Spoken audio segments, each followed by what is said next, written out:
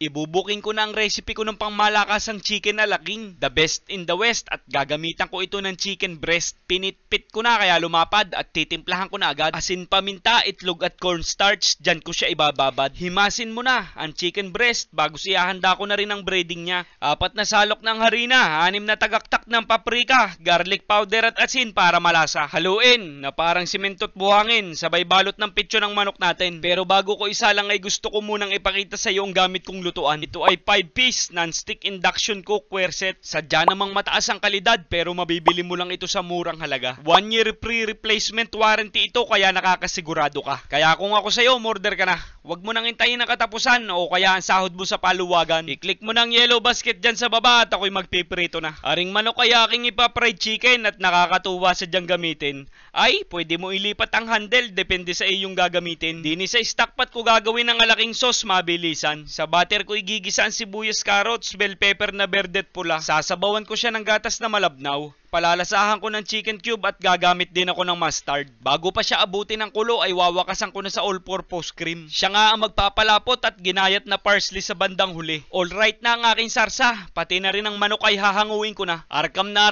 naman ang pudtripan, lalagyan ko pa ng mais sa tagiliran. Pakakayatan mo ng sarsa at di ka na maiyan ha. Tunay naman sadyang aanay pa. Ay inang!